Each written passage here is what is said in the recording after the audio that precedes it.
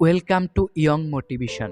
কেতিয়াবা আমাৰ লাইফত এনেকুৱা পৰিস্থিতিৰ সন্মুখীন হ'বলগীয়া হয় যে এই পৰিস্থিতি ত্যাগ কৰি চলাত আমাৰ বহুতো কষ্টকৰ হৈ পৰে। পৰিৱেশ পৰিস্থিতি এনেকুৱা হৈ যায় যে জীৱনৰ সকলো শেষ, কোনো ধৰণৰ অপশ্যন নাথাকে যে কি কৰিম কি নকৰিম, আৰু এনে পৰিস্থিতিত নিজকে কুইট কৰিবলৈ মন যায়।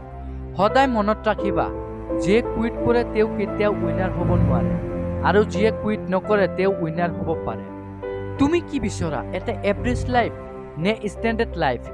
তুমি যেতিয়া ৰাস্তাত ওলাবা মানুহে তোমাক লৈ হাঁহিব, আন কিছুমান লোকে ক'ব এই ল'ৰাটোৱে কিবা চেঞ্জেছ কৰিব, নিজৰ লাইফত কিবা কৰিব, কিন্তু কেনেকৈ কৰিবা এই ছাকচেছ? কুইট কৰি? জীৱনত কেতিয়াও কুইট নকৰিবা। পৰিস্থিতি যিমানে বেয়া নহওক কিয় কেতিয়াও কুইট নকৰিবা। তোমাৰ সময় আজি বেয়া, কালিও বেয়া হ'ব পাৰে, কিন্তু তোমাৰ জয় হ'বই। সেয়েহে এই চিটুৱেশ্যনত নিজকে জীয়াই ৰাখিবলৈ চেষ্টা কৰা।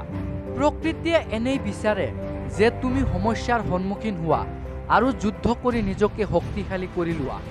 এই সমস্যাবোৰ আহে আমাক পাৱাৰফুল বনাবলৈ।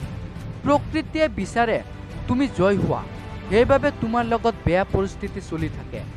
কেৱল যে তোমাৰ লগত এনে পৰিস্থিতি চলি থাকে কেৱল এয়া নহয়, পৃথিৱীত যিমান মানুহ আছে সকলোৰে সৈতে এনে বেয়া পৰিস্থিতিত চলি থাকে আৰু এই বেয়া পৰিস্থিতিৰ সন্মুখীন হ'বলগীয়া হয়। মই তোমাক আজি এটা কাহিনী ক'ব বিচাৰিছোঁ।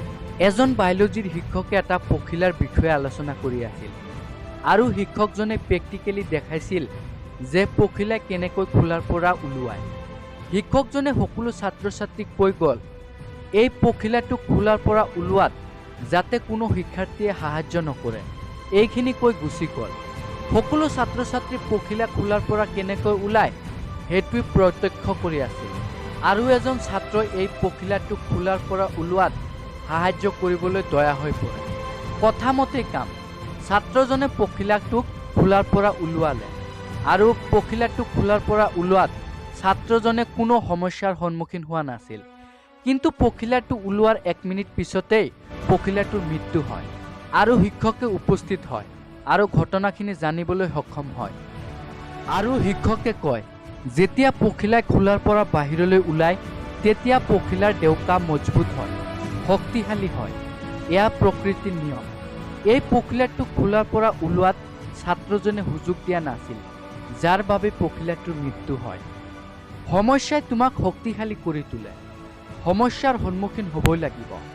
সমস্যা আঁতৰ কৰিবলৈ যিকোনো কাম কৰিব লাগিব। ন' এক্সকিউজ। আমি সকলোৱে ভাবোঁ যে মই চাপৰ, মই ক্ষীণ, মোৰ ছালৰ বৰণ ক'লা, মোৰ বয়সত কম, মোৰ বয়স বেছি, মই বেছি লিখা পঢ়া নহয়, মোৰ ভয়েচ ঠিক নাই। যদি মোৰ টকা থাকিলেহেঁতেন তেনেহ'লে মই এই কামটো কৰিব পাৰিলোহেঁতেন।